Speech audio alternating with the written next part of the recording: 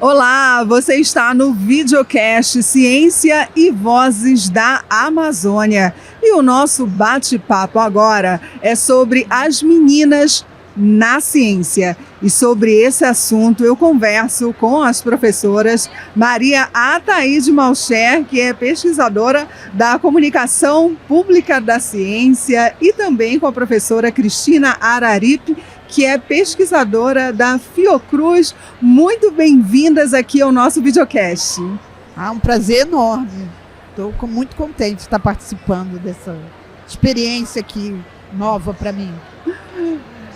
De fato é uma experiência, mas é uma experiência muito prazerosa. Cris, é um prazer estar aqui com você no nosso podcast, com a Ana. É bem interessante estar junto com pessoas. Todos sabem que eu não faço gravação, eu vim fazer com você. Por quê? Porque para mim você é uma grande referência, né, nesse trabalho. Quando você fala de meninas, e você está trabalhando com meninas, Cris, a gente só consegue chegar até aqui para falar das meninas na ciência porque mulheres como você estão aí lutando por isso. Nós estamos, né, Ataíde? Nós estamos. Eu acho que esse tema é muito recente na minha carreira como pesquisadora, né? Passei grande tempo da minha vida dedicada à educação em ciências, ao trabalho de popularização da ciência, mas quando apareceu o desafio, né, de pensar estratégias para a Fundação Oswaldo Cruz, olha a responsabilidade, né, de estar ampliando o número de oportunidades para que jovens estudantes da educação básica, do ensino superior, incluindo a pós-graduação, tivessem a oportunidade de falar sobre isso. A gente não teve dúvida. Queremos mudar a realidade, que ainda é uma realidade com muita desigualdade. Para a gente, né, Ataíde, mulheres que trabalhamos já há tanto tempo, a gente ainda observa em algumas áreas, né, na pesquisa acadêmica, no mundo da comunicação pública da ciência, da divulgação científica, ainda uma presença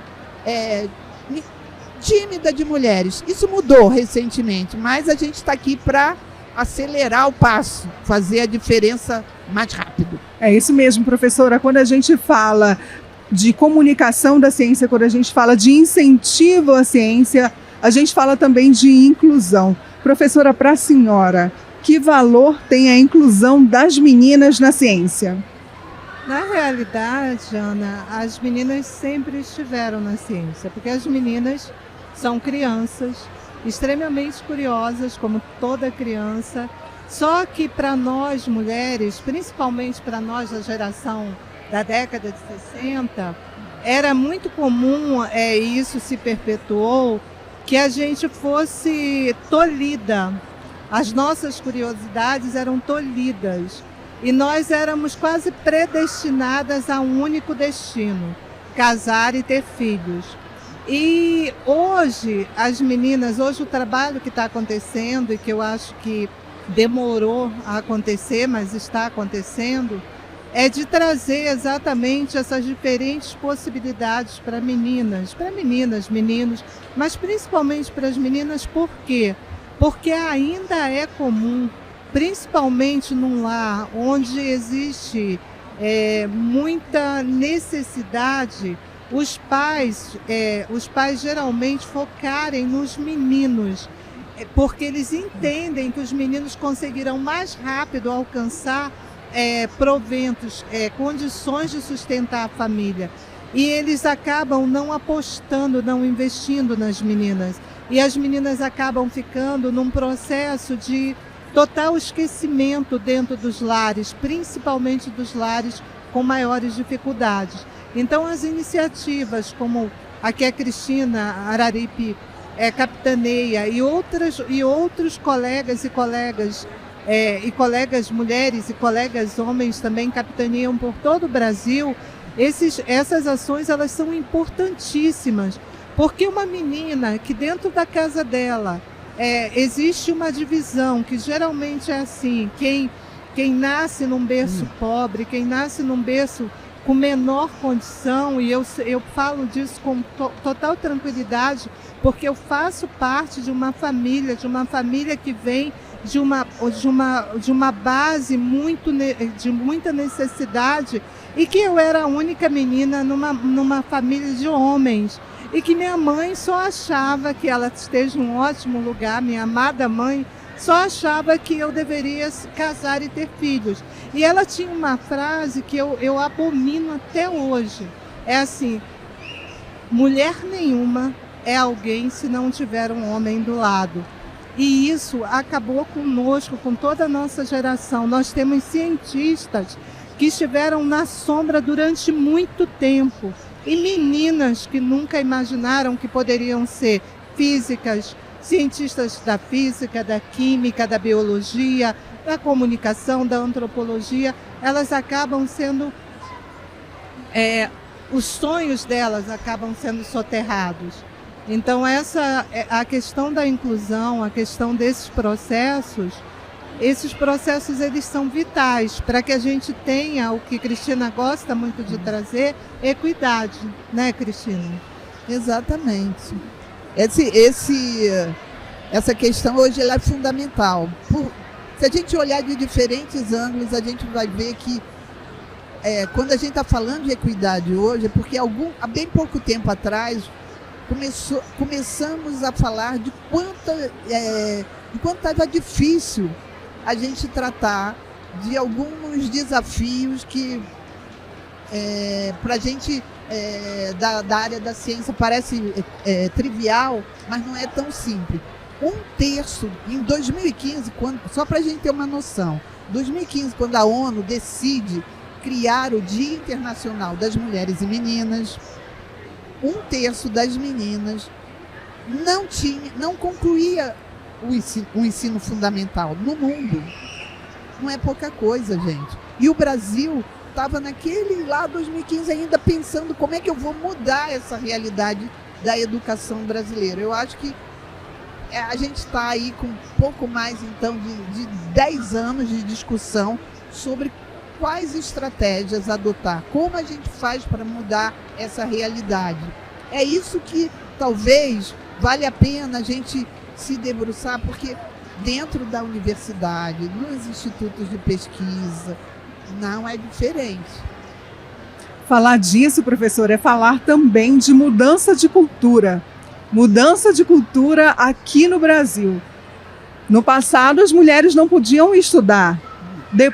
Depois elas foram incentivadas a exercer algumas funções, a entrar em algumas áreas, por exemplo, de atuação, né? Como, por exemplo, magistério, antigamente se falava escola normal. E aí muitas barreiras ainda existem até hoje para que essas meninas entrem em algumas áreas, né? Áreas das exatas, área da astronomia, da física, da química, enfim. Então, é exatamente isso. Há 10 anos atrás, a gente estava preocupado em fazer com que as meninas concluíssem o ensino médio, tivessem acesso à universidade. E agora a gente está falando de quê? Está falando de meninas nas exatas, meninas na computação, meninas na engenharia, porque é necessário para esse debate de equidade realmente ser de verdade, para valer, que a gente se preocupe em ter estratégias claras e bem definidas sobre a questão do acesso ao ensino superior, a permanência das meninas na universidade. Então, as políticas hoje estudantis, né, têm que ser repensadas, porque há questões urgentes que não são novas, mas há também questões novas para as quais a gente tem que pensar em políticas públicas. Então, os projetos que hoje eu coordeno, gerando dados, informações sobre essa realidade, tem como objetivo também muito claro interferir e mostrar o quanto é necessário ainda que a gente, quando a gente que está, né, nessas posições que estamos, de liderança, como professora Taíde, numa universidade na Amazônia, olha a responsabilidade que tem de levar esse debate para dentro da universidade. No meu caso, levar esse debate para a saúde. Porque, embora na área de saúde a gente tenha, nas áreas clássicas, quando a gente pensa saúde, mais mulheres, se a gente começar a pensar, e na produção das vacinas, de medicamentos, na ciência de dados, será que isso é uma realidade? Mesmo epidemiologia, que é algo tão básico na saúde, se a gente for olhar de verdade ali para os números, a gente vai ver que ainda é uma área muito de pesquisadores homens. Mudou? Mudou. Mas a gente quer que as coisas aconteçam de forma... Precisamos ganhar velocidade. Por quê? Porque, como a gente viveu, como a professora Thaíde falou, aqueles anos 60, 70, falando sobre feminismo ainda, a gente tem pressa.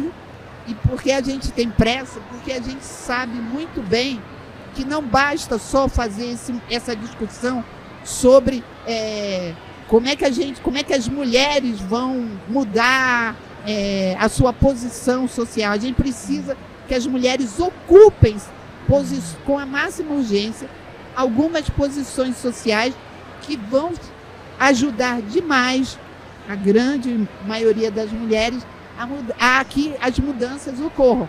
Por exemplo, ter um Ministério das Mulheres, ou ter, em algumas posições chaves, mais mulheres. Na educação é assim, na ciência e tecnologia. Primeira vez que a gente tem uma ministra de ciência e tecnologia mulher.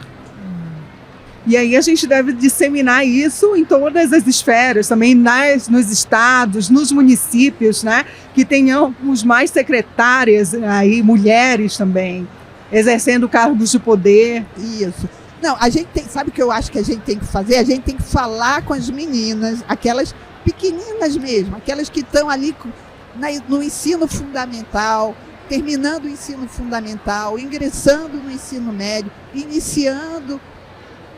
Oxalá isso possa acontecer com muito mais meninas, iniciando os estudos nas universidades, no ensino superior. A gente falar com elas que elas não podem ter medo, elas têm que acreditar, que elas têm que seguir adiante.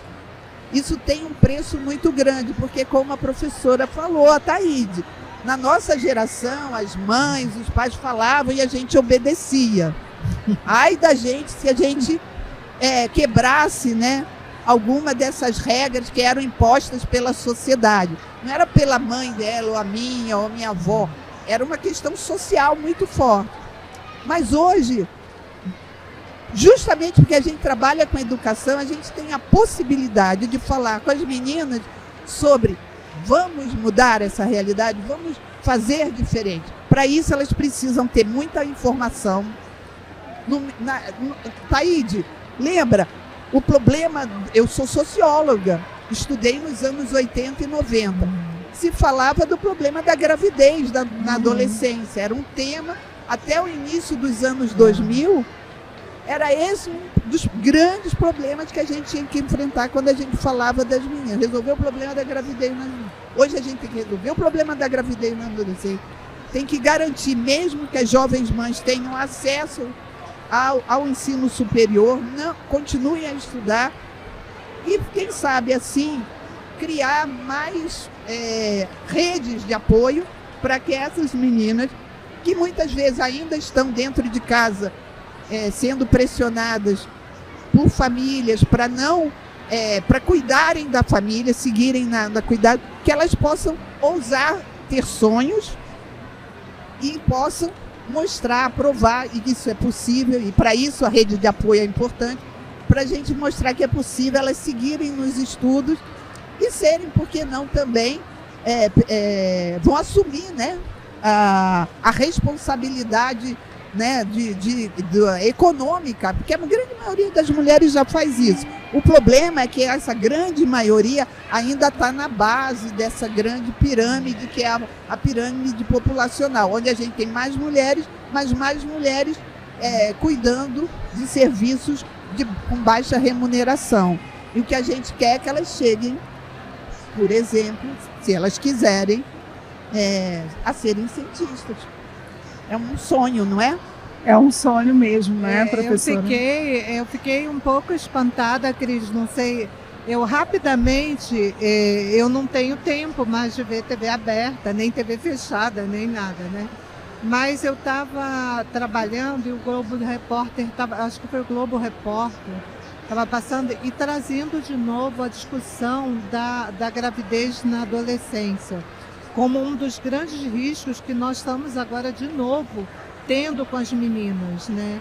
E eu fiquei um pouco impressionada, porque na nossa época, na nossa juventude, quando nós estávamos estudando, década de 80, 90,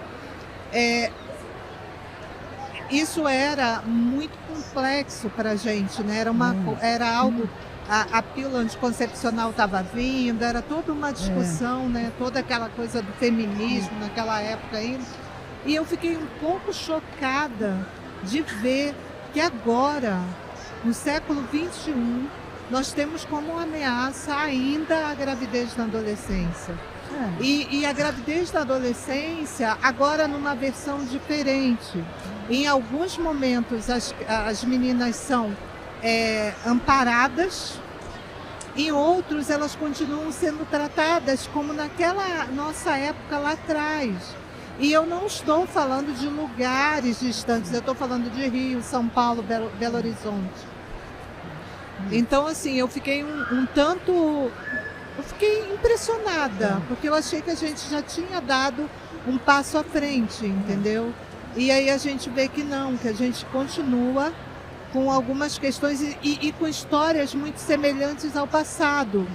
A menina engravidou, foi simplesmente rejeitada pelo pai da criança e vira uma mãe solo, né? E uma mãe solo com 14, com 15 anos, que você sabe, todos nós sabemos que com 14, 15 anos nós ainda estamos formando nossas mentalidades.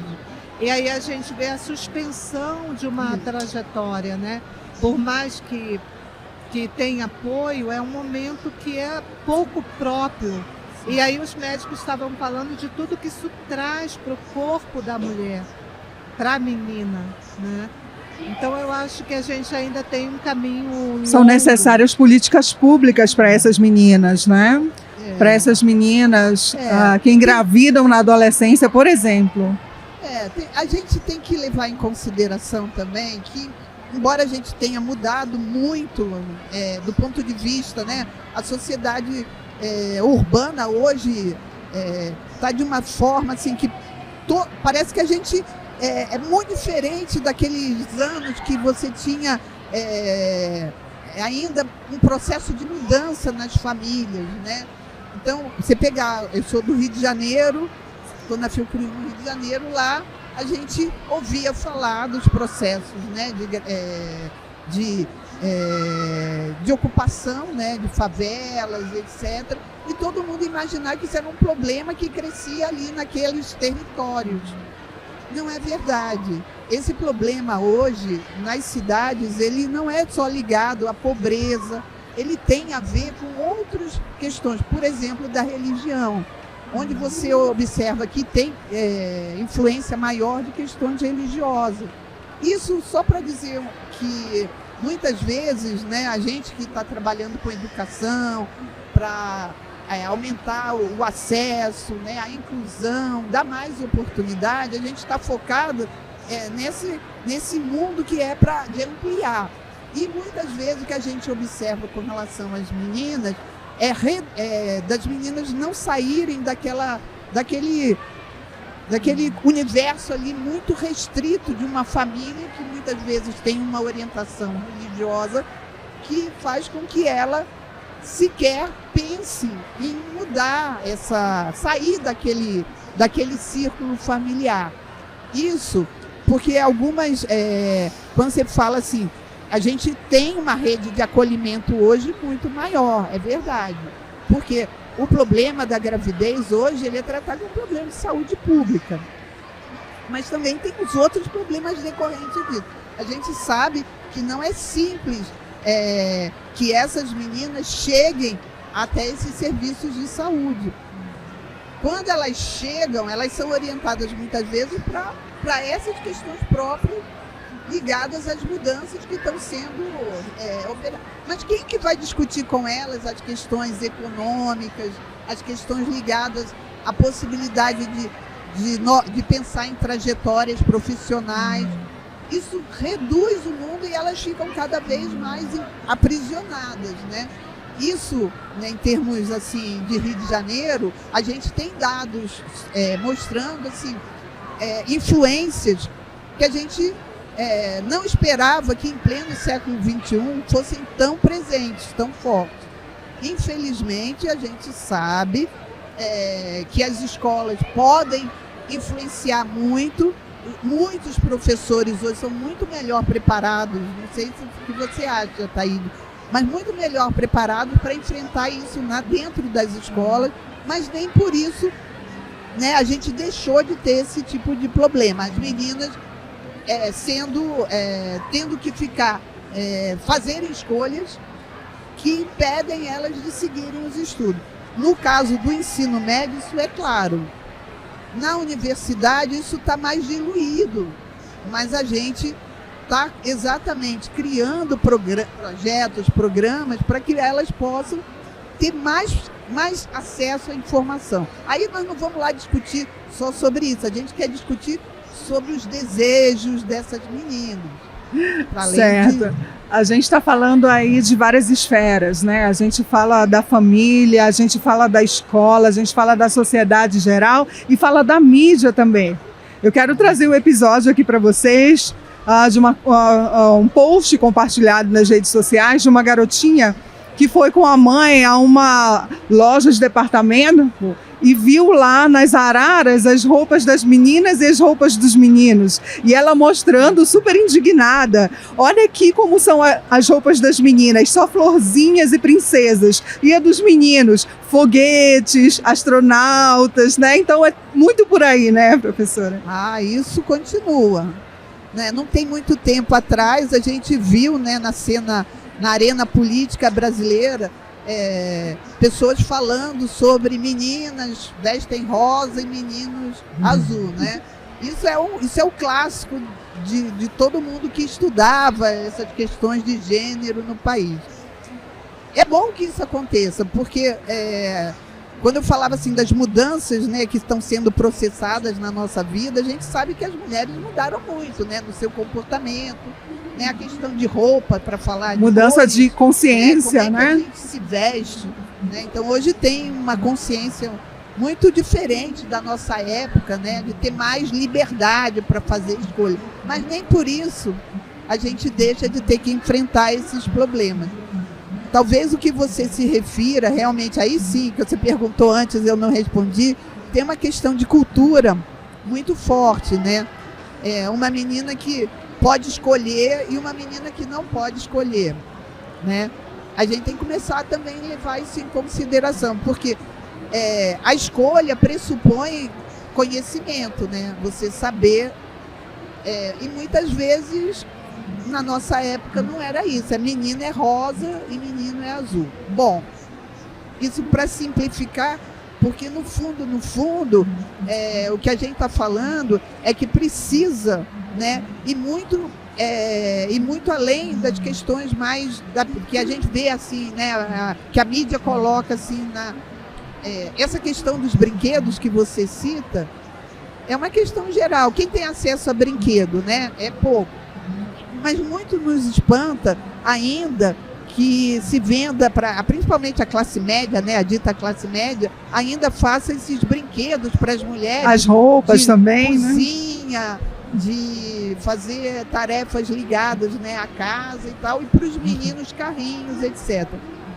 A gente devia estar diferente, a gente já está na época do Pokémon, não é isso? Dos jogos eletrônicos e tal, mas se a gente deixar um certo grupo social ditar essas regras, a gente vai, como eu citei, até na arena política pública dizer que tem que ser assim. Não é mais assim, né? A gente sabe que não é mais assim. Mas nem por isso a gente tem que baixar a guarda. Então, o nosso papel é promover debates e falar, por exemplo, o programa que eu coordeno lá na Fiocruz, as pessoas criticam e tal, mas no fundo, a gente sempre volta àquela... Mulher vai ser o que ela quiser. Tem que ficar batendo nessa tecla, né? E ser o que ela quer ser significa até usar as roupas que ela também gosta, né? E parar com esse negócio aí de que isso aí já foi, já passou. Professora, comunicar ciência é também lutar por essa mudança de paradigma, né, professora? Eu diria que é só lutar por essa mudança de paradigma. E eu prefiro não usar paradigma, eu prefiro usar mudança de mentalidades. Porque são as alterações nas mentalidades das pessoas são essas mudanças que fazem com que os paradigmas mudem. Se a gente não alterar nossas mentalidades, nós não vamos sair desse paradigma. E o que a gente percebe é que essas mentalidades de décadas atrás, de séculos atrás, continuam presentes. Enquanto a gente não tiver uma mudança dessas mentalidades, a gente não muda de paradigma. Por isso que as pessoas dizem assim, nossa, nós estamos num outro paradigma. Não, nós não estamos. Nós estamos num processo que talvez nos leve à mudança de paradigma. Mas isso só acontece quando as mentalidades mudam. E mentalidades mudar significa todo um sistema cultural mudar. E isso não é simples. Talvez, aí quando você fala do exemplo da menininha entrando e olhando na arara, isso é mudança de mentalidade. Direito à escolha, mas mais do que isso, ela tem a percepção que aquilo ali não existe, que não deveria ser assim, que é sem graça ter uma roupa rosa cheia de florzinha, enquanto existe uma roupa azul cheia de coisas fantásticas de mundo. Então, isso é mudança de mentalidade, entendeu? Ela começa, desde criança, ela começa a ter uma outra percepção de mundo. E é isso que a gente tem que alterar. E percepção de mundo não se altera só porque eu quero, só porque você quer, só porque o outro... Porque existe uma política pública. Mentalidades mudam a partir de um processo de comunicação. É a comunicação que dá significado à vida. E a vida só tem significado a partir do seu arcabouço de cultural. Então, para mudar mentalidades, a gente tem que comunicar muito.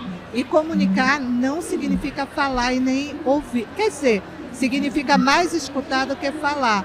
Então, a história do podcast tem tudo a ver. Ouçam, abram todos os sentidos de vocês e percebam que a gente precisa escutar bastante, perceber bastante e começar a nos questionar. É mais importante do que virar cientista. Todo mundo vai virar cientista. Não, eu gostaria que todo mundo tivesse a alma de cientista. Todo mundo se questionasse o tempo todo. Por que isso? Por que aquilo? Será que isso é real? Será que eu não estou me enganando? Será que tem algo além do que eu estou vendo? Isso é ser cientista, mesmo que você não escolha uma carreira científica. Então, eu penso que o ideal seria esse. Eu gostaria muito que todas as nossas meninas pudessem constituir outras mentalidades, pudessem se questionar, eu quero usar rosa? Use rosa, mas eu quero usar azul, eu quero usar verde, eu quero usar lilás, eu quero estudar o espaço, não, eu quero estudar gastronomia. Sejam livres, têm o direito a sonhar e a escolher. Em qualquer região do Brasil, né, professora? Região, principalmente com a equidade que a Cristina fala. Eu vou contar para vocês uma questão que eu acho que hoje que é um grande desafio. A gente avançou muito nas leis, por incrível que pareça. A gente tem lei no Brasil para muita coisa. Então, por exemplo, a gente já pode ter, né, um nome social. E aí eu me lembrei há pouco tempo atrás, na instituição que eu trabalho, teve uma grande discussão pela questão do uso dos banheiros, né? E é uma instituição que é conhecida, né, pelo debate interno.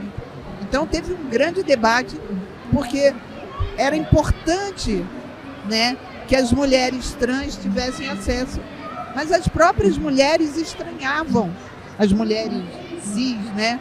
Por que isso? Que mudança é essa? Enfim, para encurtar a história, se discutiu a questão dos banheiros. Como vamos resolver o problema dos banheiros? Porque tem, claro que tem. E como tem na escola, na universidade, no trabalho, em todos os espaços. E aí, isso foi engraçado porque em determinado momento o pessoal se deu conta que tem um prédio inteiro que os banheiros eram porta rosa e porta azul. Aí tudo foi pintado, agora é tudo cinza. Eu acho que o que a gente está falando aqui do direito à escolha, essa é uma coisa básica para todo mundo, não só para as mulheres. Mas é claro que a gente quer defender o direito das meninas de escolher. Mas o segundo aspecto que eu acho fundamental é a gente ter clareza que tudo isso que a gente está fazendo precisa estar respaldado ou numa política pública ou em algum tipo de ação estratégica de instituições, né, como as universidades, como os institutos de pesquisa, porque do contrário a gente não consegue resolver todos os problemas que a gente precisa enfrentar nesse momento. E, infelizmente, sim, a gente tem problema na questão do uso do banheiro, assim como a gente tem problema para fazer com que as meninas concluam o ensino médio, o sonho da universalização do ensino médio, que foi colocado lá na Constituição de 1988, depois com a LDB, e até hoje a gente está aqui falando sobre isso. A gente que trabalha, né, com educação sabe quanto isso é importante. E claro que todos os espaços, incluindo esse da rádio, da TV, das redes sociais, ele é importante porque é isso que a gente precisa fazer, falar sobre os assuntos, contar de experiências como essa, que é uma experiência meio assim, né, do dia a dia, mas eu gosto de contar isso porque a gente se deu conta de um problema e tem que buscar soluções. Não importa o que importa é mudar a mentalidade das pessoas. Aí a gente está falando de família, de governo, e a gente está falando também de formação de professores. Eles são atores, eles e elas são atores e atrizes fundamentais nesse processo, né? Isso aí, agora você entrou num debate que é enorme, né? Infelizmente, a gente observa que eu comecei trabalhando com formação de professores, né? Depois fiz um monte de outras coisas e hoje eu estou querendo voltar para a questão da formação dos professores da educação básica. Porque se eu estou entendendo o que você está falando, Ana, sim, é que a gente precisa que os professores sejam nossos aliados. Sim, incentivadores, né? Estimuladores. E a gente vê, infelizmente, muitas vezes o professor, né, que trabalha para burro, exigindo dele opiniões, posturas e, portanto, uma formação que ele não possui. Então, todo esse debate sobre mulheres e meninas na ciência precisa com urgência ser feito com os professores, para que eles percebam, né, os avanços e os limites que ainda são impostos a todos nós. Nós temos limites, como eu estou falando, a gente avança aqui um pouquinho, mas na escola, especialmente na escola pública, para mim o que a gente precisa pensar com urgência.